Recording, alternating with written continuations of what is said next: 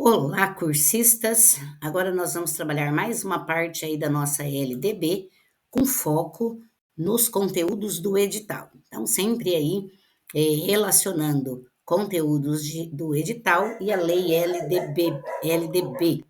Nós vamos aí para a segunda parte de análise e nesse trecho da LDB, nós vamos analisar aí como que está a organização da educação nacional, ou seja, qual que é a incumbência da União, qual que é a incumbência dos estados, do Distrito Federal, dos municípios, ao que cabe a cada uma dessas esferas. O título 4, da organização da educação nacional. Então, a União, os estados e o Distrito Federal e os municípios organizarão em regime de colaboração os respectivos sistemas de ensino. Então, até destaquei aqui para vocês. Eles vão organizar em regime de colaboração, cada um vai organizar o seu sistema de ensino, aqui no mapinha mental. Então, tanto a União quanto os estados, o Distrito Federal e os municípios, eles vão organizar sozinhos? Não vão organizar sozinhos. Eles vão fazer essa organização em regime de colaboração, tá? Então, eles estão ligados aqui, União, Estado, Distrito e municípios, eles estão interligados na organização, né, que é em regime de colaboração, os seus respectivos sistemas de ensino. Então, de acordo com essa relação aí, cada um vai estar organizando o seu respectivo sistema de ensino. Então, vamos lá, o parágrafo primeiro, né? Opa, voltando aqui um pouquinho. Olha lá.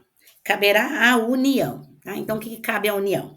A coordenação da Política Nacional da Educação, articulando os diferentes níveis e sistemas de ensino, exercendo a função normativa, ou seja, a União vai estabelecer quais são as normas para a organização da educação nacional, redistributiva, ela vai distribuir ações aí para os estados, para o Distrito Federal, para os municípios, e supletiva, ou seja, né, eles vão estar complementando aí por meio de legislação, por meio de ações, né, a sua educação em relação às demais instâncias educacionais.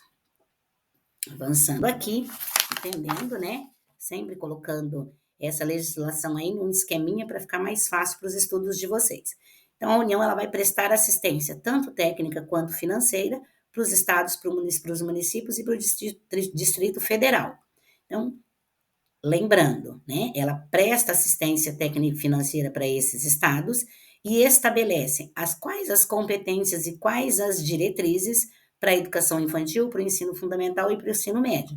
Então, cada esfera vai organizar, né, o seu sistema de ensino de acordo com as competências e diretrizes estabelecidas pela União. Então, ele vai estabelecer essas competências e essas diretrizes para a educação básica.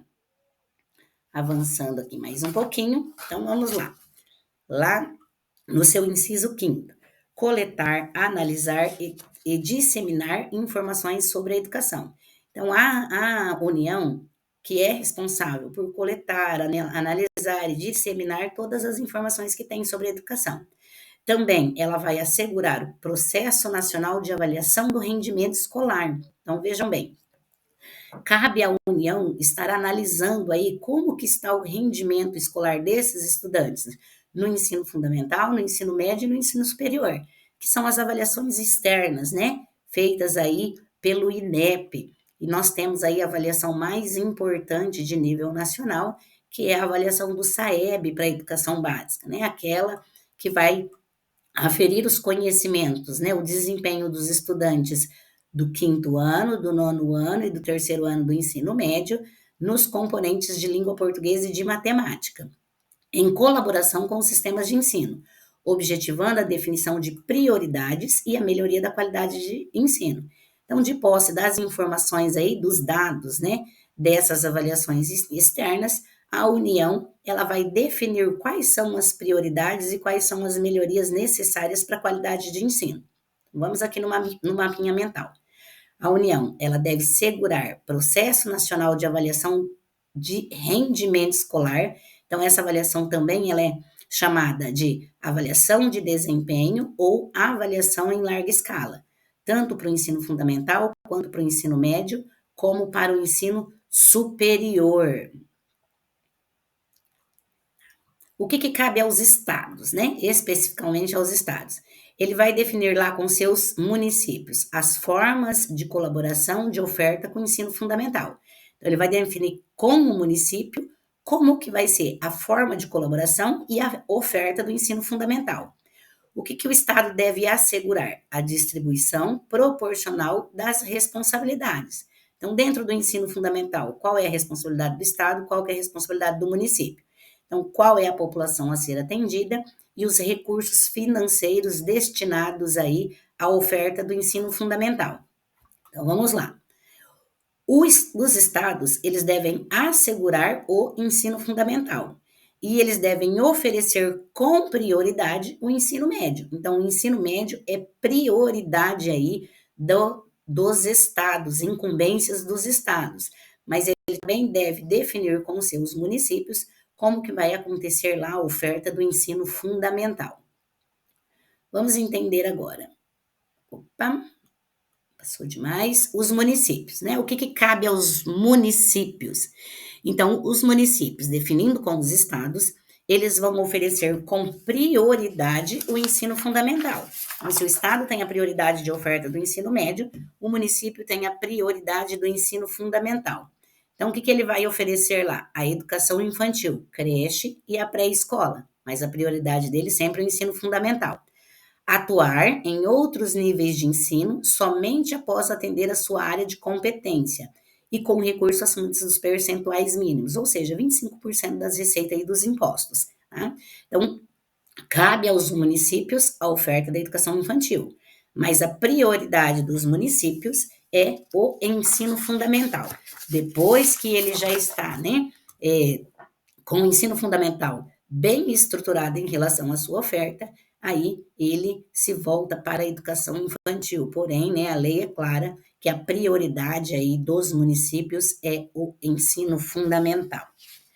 O que fala aí para nós o artigo 12? Muito importante, tá? Esse artigo 12, e ele vai, né, estabelecer aqui qual que é a incumbência dos estabelecimentos de ensino. Então, a gente viu a incumbência da União, nós vimos a incumbência dos estados, vimos a incumbência dos municípios, e qual que é a incumbência dos estabelecimentos de ensino. E ele é muito parecido, o artigo 12, com as incumbências dos professores, que a gente vai ver também aqui daqui a pouco. Tá? Então, o que cabe aí aos estabelecimentos de ensino? Elaborar e executar a proposta pedagógica, que é o documento principal aí, o PPP, é o documento principal dessa instituição de ensino. Administrar seu pessoal, seus recursos materiais e financeiros.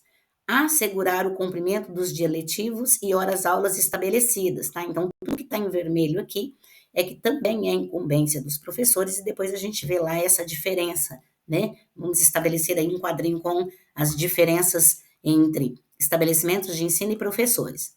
Velar pelo cumprimento do plano de trabalho de cada docente. Prover meios para a recuperação dos alunos de menor rendimento, né? Dentro do conteúdo de avaliação, nós percebemos aqui que a LDB, ela assegura esse direito do aluno, que é a recuperação de alunos.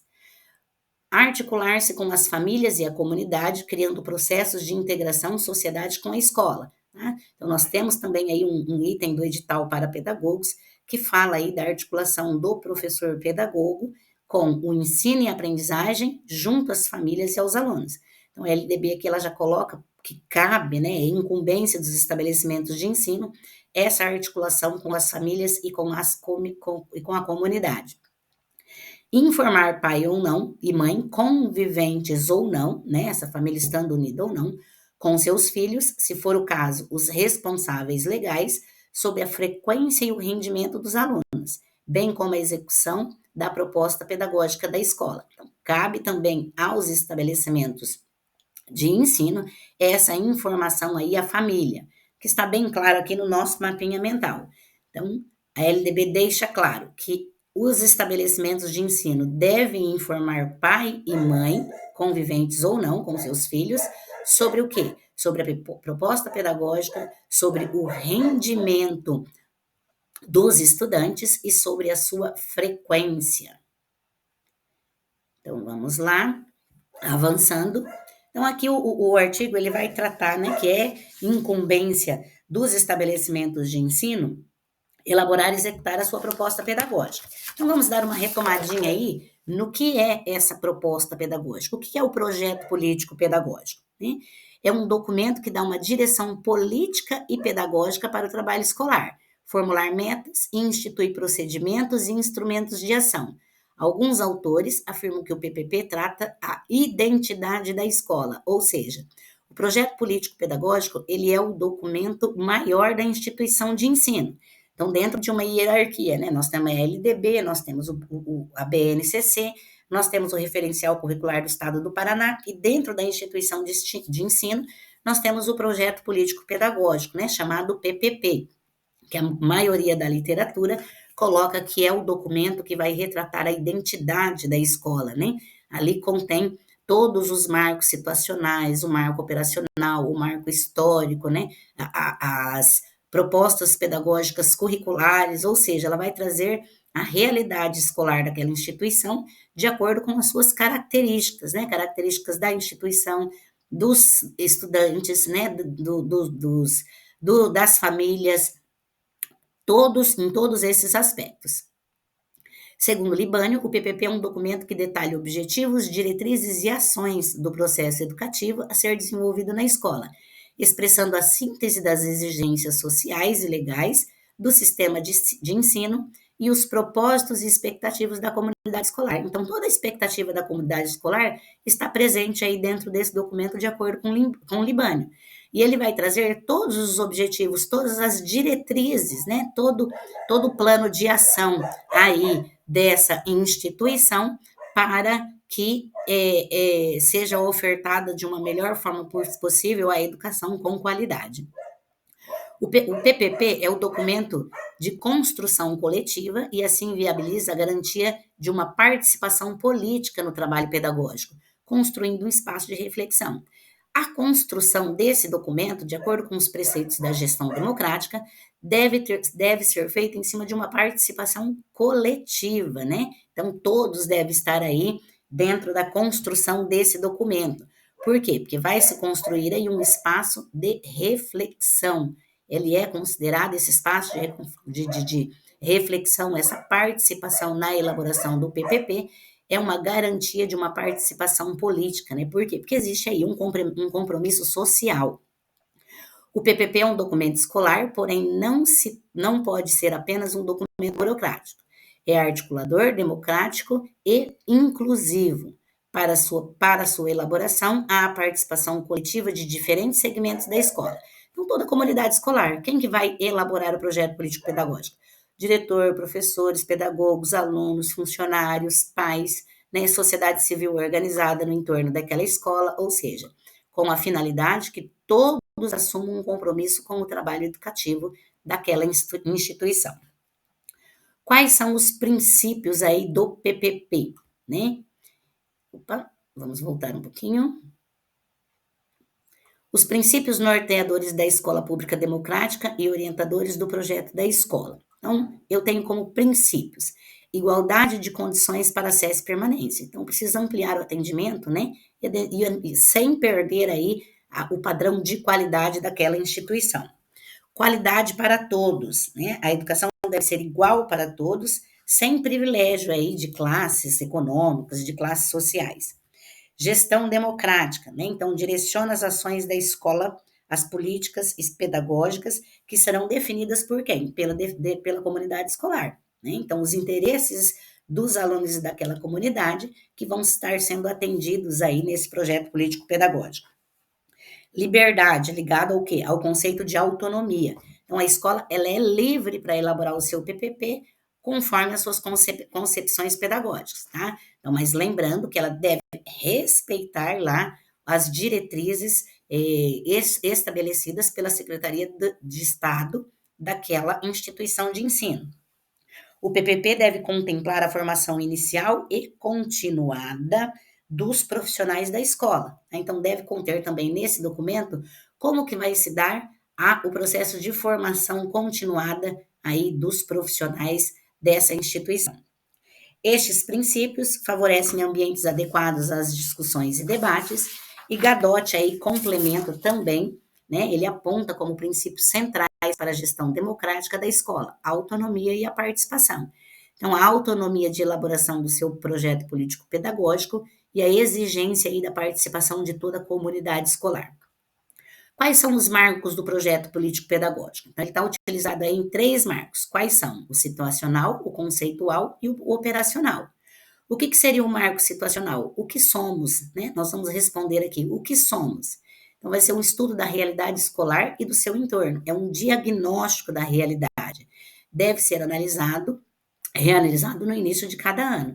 Então, qual que é a identidade, qual que é a realidade, né? Vai situar aí, dentro do projeto político-pedagógico, em qual realidade essa instituição está inserida. Existe também um marco conceitual, que vai responder à questão, o que queremos, né? Que são os pressupostos teóricos, como o trabalho desenvolvido pelos teóricos da educação, são utilizados para desenvolver as aprendizagens. Então, vou me pautar aí numa teoria para eu colocar no meu projeto político-pedagógico como que eu vou desenvolver a aprendizagem. Pode ser formados de conceitos que embasam as ações concretas. Esse marco tem duração maior, devendo ser revisto ocasionalmente entre 2 a 4 anos, que é o que coloca a nossa literatura. O PPP, ele tem uma duração de 5 anos dentro do nosso estado, né? Mas dependendo aí da necessidade, ele deve ser revisto todo ano, ou a cada 2 anos, ou a cada 4 anos, vai depender aí da necessidade da sua revisão. E nós temos o marco operacional. O que faremos, né? Aqui se trata da organização para a mudança. Todos precisam se envolver para que a mudança seja promovida. O marco operacional se materializa nos planos de ação, nos planos de ensino e na prática escolar do cotidiano. Então, quais são as ações planejadas por essa instituição para que haja melhoria da qualidade da educação? Dentro desse marco aqui, vai estar, né, incluídos os planos de ação aí da escola, o plano de ensino, ou seja, né, a prática, como que isso vai acontecer na prática escolar. O projeto político-pedagógico, ele também possui 3 dimensões. Ele é projeto, ele é político e ele é pedagógico. Quando que ele é projeto, né? Porque reúne propostas de ações concretas a serem executadas durante determinado período de tempo. Então, por um tempo aí de 5 anos, de 4 anos, de 2 anos, né? Então, qual é a proposta de ação durante esse período de tempo? Por isso, ele é um projeto, é a primeira dimensão. Na segunda dimensão, ele é político, né? Por quê? Porque vai considerar a escola como um espaço de formação de cidadãos conscientes. Então, uma discussão política é um ato político, é uma discussão coletiva, né? E esses cidadãos formados de forma consciente, responsável e crítica, que, né, coletivamente na sociedade, vai aí estar modificando os rumos que ela vai seguir. E por fim, também ele é pedagógico, né? Porque define e organiza as atividades e os projetos educativos necessários para quê? Para o ensino e para a aprendizagem dos estudantes inseridos nela. Então, relembrando aí o que significa aí, de acordo com a literatura, o projeto político-pedagógico. Então, vamos retornar aí à lei, né? A análise da lei, que fala lá no seu inciso 8º. Quando que a escola vai notificar o conselho tutelar do município, né? A relação dos alunos que apresentam quantidades de faltas acima de 30% do seu percentual permitido em lei. Então, vamos lá. De acordo com a nossa LDB, a escola vai notificar o conselho tutelar a relação dos alunos com falta acima de 30%. Lembrando que, para a aprovação, o aluno precisa ter no máximo 25% de faltas. Antes dele atingir esse percentual de 25%, cabe à escola, né, desenvolver ações para a reintegração desses estudantes no espaço escolar, para que ele não atinja aí essa quantidade de faltas, né? Então, a escola ela é responsável aí para desenvolver ações para que o aluno não entre nem na questão do abandono, né, que é aquele aluno que matricula e depois ele abandona a escola, nem que deixe isso, que isso leve à questão da evasão escolar, ou seja, aquele aluno que matricula, Ele para de frequentar a escola, aí no outro ano ele não renova a matrícula. Aí é considerado como evasão escolar. Então, de acordo com a LDB, acima aí de 30% de faltas, a escola já deve notificar o conselho tutelar. Promover medidas de conscientização e prevenção e combate a todos os tipos de violência, especialmente intimidação sistemática, que é o bullying, no âmbito das escolas. Então, a LDB também vai promover aí, né, ela deixa claro que a instituição escolar, cabe à instituição escolar, promover medidas de combate ao bullying, né? Como que devem ser essas medidas? De conscientização, de prevenção e de combate a todos os tipos de violência, especialmente o bullying. A gente continua aqui, então, com a análise da LDB do que é incumbência aí dos estabelecimentos de ensino, ok? Então, vamos avançando aqui mais um pouquinho. Estabelecer ações destinadas a promover a cultura da paz nas escolas. Então, isso aqui também cabe aí às escolas, né? Estar aí estabelecendo ações que promovam a cultura da paz. E também promover um ambiente escolar seguro, adotando estratégias de prevenção e enfrentamento ao uso de dependência de drogas. Então, cabe às escolas, né? Além de elaboração da proposta pedagógica, além de assegurar o cumprimento dos dias letivos, né? Também algumas ações voltadas aí à segurança do aluno, promoção da cultura da paz, né? Prevenção e enfrentamento de uso de dependência ou de drogas, combate a qualquer tipo de violência, ao bullying e também informar o conselho tutelar quando o aluno está aí acima de 30% de faltas, de acordo com a nossa LDB. Então, a gente viu o que cabe às escolas, agora vamos ver o que cabe aos professores, aos docentes, né? O que eles precisam aí. Vamos lá, destacado em vermelho também o verbo para a gente diferenciar lá o que cabe aos estabelecimentos de ensino e o que cabe aos professores. Então vamos lá. Participar da elaboração da proposta pedagógica nos estabelecimentos de ensino, elaborar e cumprir o plano de trabalho segundo a proposta pedagógica, elaborar e cumprir o seu plano de trabalho, zelar pela aprendizagem dos alunos, estabelecer estratégias de recuperação, ministrar os dias letivos e horas-aulas estabelecidas, tá? Então, aqui, ó, no mapinha mental, o que cabe aos professores? Ministrar os dias letivos e as horas-aulas. Participar integralmente, né? Ou seja, períodos dedicados para o planejamento, para avaliação, né? E para a sua formação. Tem que ter um período dedicado aí para a sua formação, né? Para o seu desenvolvimento profissional. E vai elaborar com as atividades, né?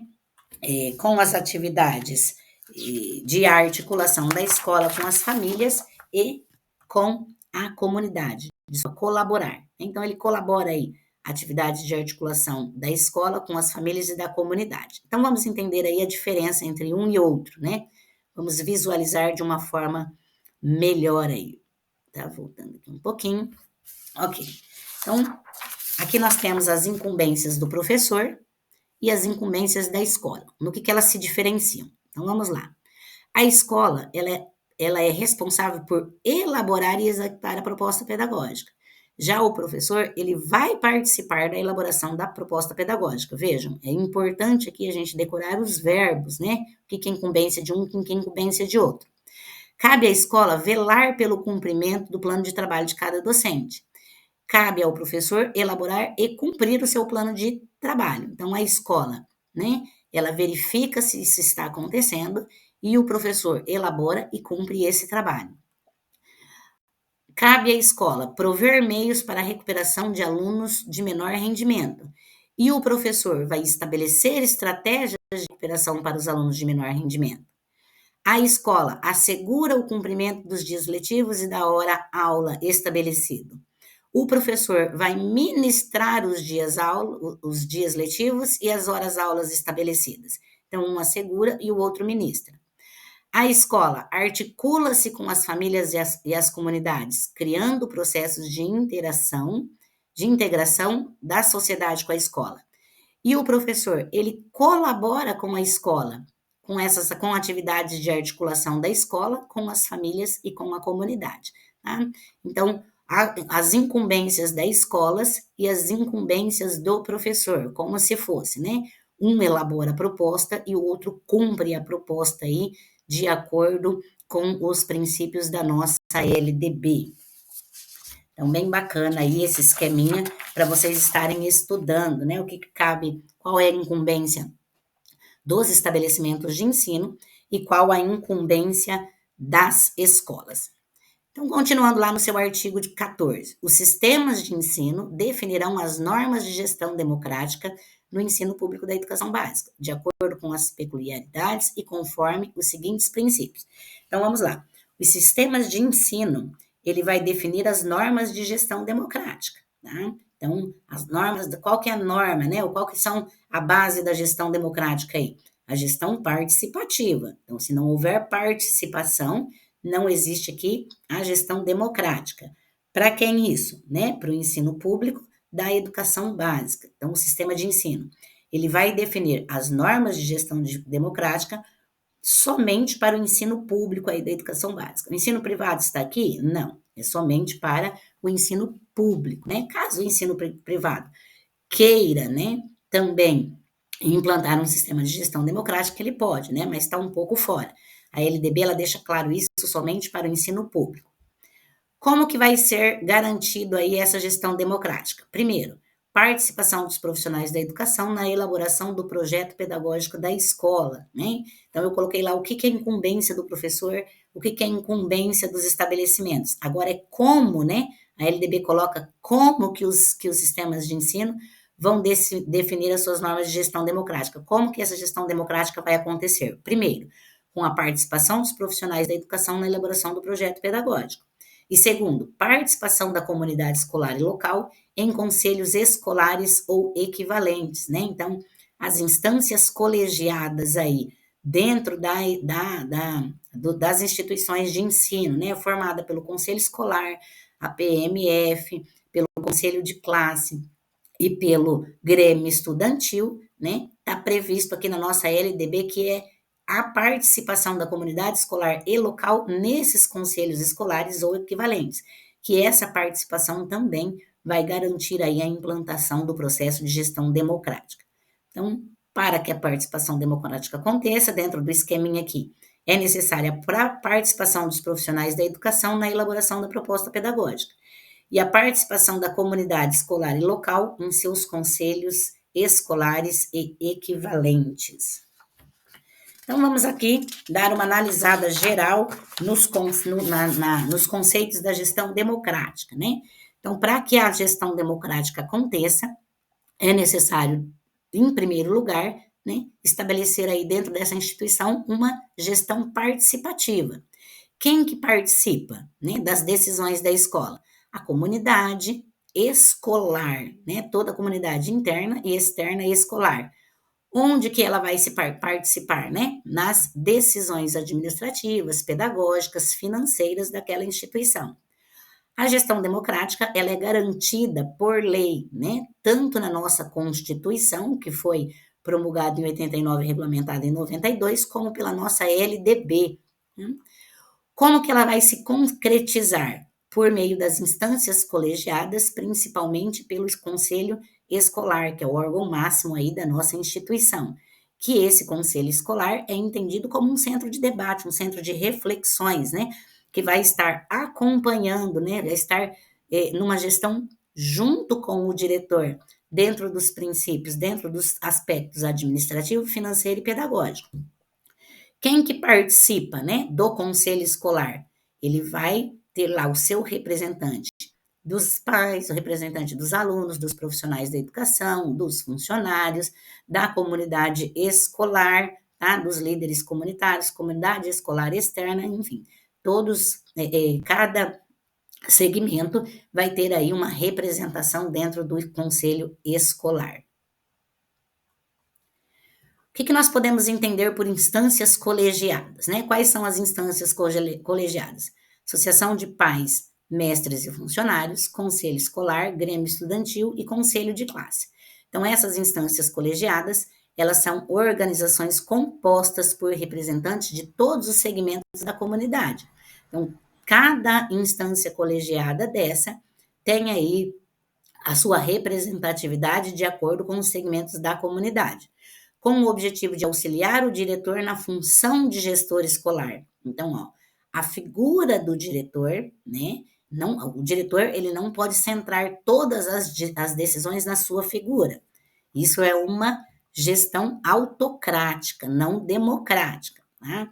Então, todas essas instâncias colegiadas, elas vão auxiliar o diretor na sua função de gestão. Como que ele vai, né, fazer o processo de gestão dentro daquela escola? Como? Nas decisões e encaminhamentos para solucionar os problemas do cotidiano da escola, mas tem como objetivo principal a busca da melhoria da qualidade no processo de ensino e de aprendizagem. Então lá, a PMF, ela vai auxiliar o diretor em todas essas decisões, o conselho escolar, que é o órgão máximo da escola, tá? Então ele é um órgão consultivo e deliberativo para a tomada de decisões realizadas dentro de uma escola. Então ele pode deliberar aí sobre todos os aspectos daquela escola, tanto administrativo, quanto pedagógico, quanto financeiro. O Grêmio Estudantil também é uma instância colegiada e deliberativa, porém, a deliberação do Grêmio Estudantil é somente referente, né, às peculiaridades aí, às individualidades dos estudantes, aos assuntos que cabem aos estudantes. O Grêmio Estudantil, por um exemplo, eles não podem se reunir, vamos reunir aí o colegiado do Grêmio Estudantil para a gente deliberar sobre um assunto financeiro. Não, não pode, porque isso aí cabe ao conselho, essa deliberação cabe ao conselho escolar. Porém, o Grêmio Estudantil também é uma instância colegiada e deliberativa. O conselho de classe é um órgão colegiado também de natureza consultiva e deliberativa. Porém, aqui também, né, ele pode deliberar, ser de natureza consultiva e deliberativa, somente para as questões pedagógicas. O conselho de classe também não pode, né, se reunir para deliberar em cima de assuntos administrativos, né? Isso cabe ao conselho escolar, que é o órgão máximo. Ele pode deliberar somente em cima de ações pedagógicas. Então, dentro do conselho de classe, lembrando, nós temos 3 etapas: o pré-conselho, o conselho propriamente dito e o pós-conselho.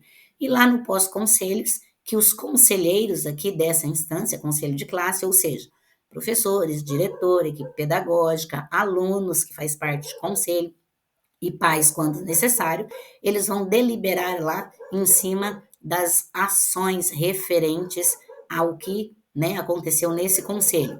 Nós temos também um vídeo aí que trata só da gestão democrática e que explica aí todas essas instâncias colegiadas de uma forma mais minuciosa. Tá? Então, encerro aqui mais uma análise da LDB